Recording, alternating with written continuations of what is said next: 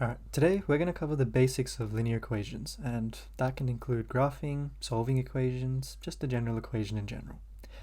So when we think of a linear equation, we always have to think about this formula here. Y equals mx plus c. If we have y equals mx plus c, this is pretty much letting us know that if we input some x value into this equation, we'll get out a y value. And that's really useful when we're graphing these equations, because as we graph these equations, we want to be able to use them in practical senses.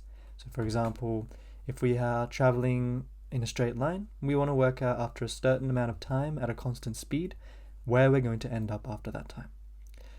So that's what the x's and y's are. They correspond to x values and y values if we draw them out on a Cartesian plane as such, where this is x, this is y. Some random point on this graph will be labeled as x comma y. So that's what this x and y is, but what does m and c actually represent? M is what's known as your gradient. M is what's known as your gradient. And the gradient is pretty much a way that tells us how fast the line is either increasing or the line is decreasing. So I'll give you an example of a few here. If I were to take an y-axis plane like this, and I drew a line like this. If I were to draw a line like this, you would say that line is rising at quite a steep rate, i.e., you would say that the gradient of this line is quite high. So this gradient will have a very large number, say 2 or 3, for example. Let's say this has m equals 3. However, if you took a line that looked something like this, for example, you would say the lines, they look the same, but the only thing that's different about these lines is that one of them is rising at a steeper rate and one of them is not rising as fast. So the way we would talk about this line's gradient here is it has a gradient a little bit shallower, or it rises less steep. So this gradient here would have a gradient of 1 per se. Cool, so that's what the gradient actually is. How do we work out what the gradient is? The way we work out what the gradient is, using numerical terms like 1 and 3, is we need to use this formula here. We need to use the formula that m equals to rise over run. Now, what does that actually mean? If I were to take another example of a line, of a linear plane, and I drew a graph like such, and the question asked me to work out the gradient of this line. The first thing I would need is I would need to have 2 points on this plane.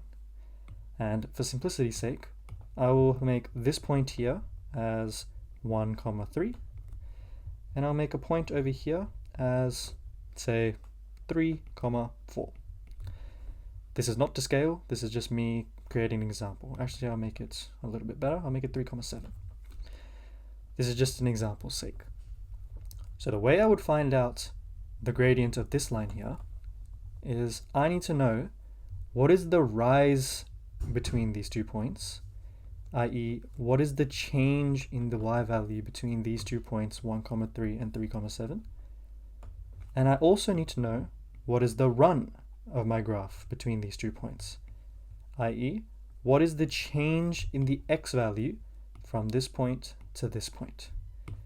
That is what's known as my run. And to work out the gradient, we just do the rise divided by the run. The change in the y divided by the change in the run. Sorry, divided by the change in the x.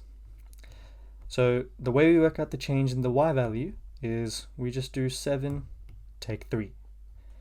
And 7 take 3, that's just 4. And if we want to work out the run, we need the change in the x's. So the change in the x's is just 3 take 1, and that's equal to 2.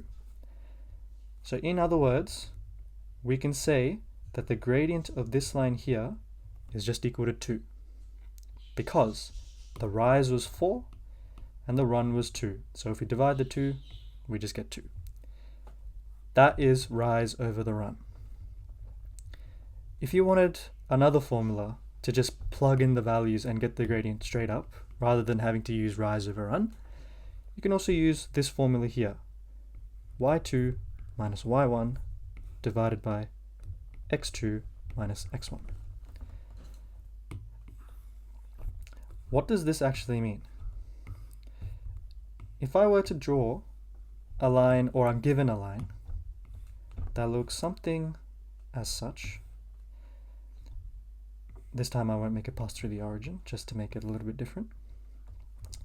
But let's say I'm given a point over here, and that point there was told as x1, y1, where it's just some x value and some y value. They haven't told us in the question yet. This is just a random point that they've told.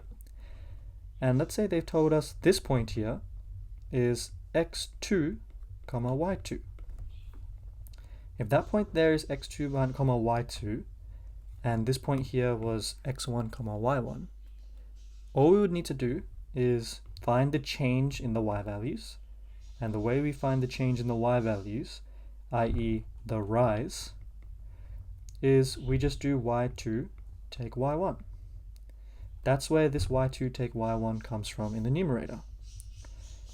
And if we wanted to work out the run in this case, i.e. how much the x changes, all we would need to do is do x2 minus x1.